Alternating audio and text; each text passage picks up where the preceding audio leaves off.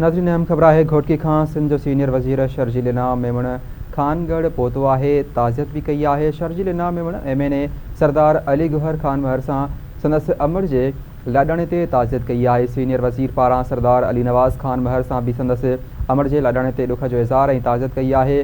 सिंध जे senior वज़ीर शर्जील इनाम मेमण पारां मरहूमा जी मग़फ़िरत लाइ फातिह ख़्वानी कई है। शर्जील इनाम मेमण सूबाई वज़ीर मोहम्मद बख्श महर सां संदसि चाचीअ जी लाॾाणे ताज़ियत कई है। MNA एजाज़ जखरानी, असद आलिम खान न्याज़ी, सूबाई वज़ीर मुकेश चावला ऐं ॿिया मौजूद हुआ। अहम ख़बर है घोटकी खां सिंध जो सीनियर वज़ीर शर्जील इनाम मेमण खानगढ़ पहुतो है।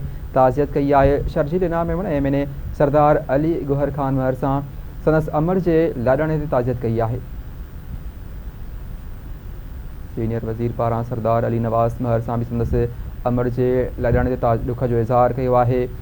सिंध जे सीनियर वज़ीर शर्जील इनाम मेमण पारां मरहूमा जी मग़फ़िरत लाइ फातिह ख़्वानी कई वई है।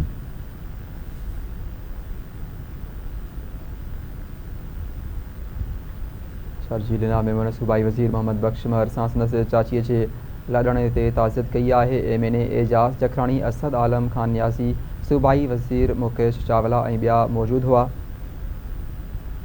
सिंध जो सीनियर वज़ीर शर्जील इनाम मेमण खानगढ़ पहुतो है। ताज़ियत कई है। शर्जील इनाम मेमण MNA सरदार अली गौहर खान महर सां संदसि अमर जे लाॾाणे ते ताज़ियत कई है।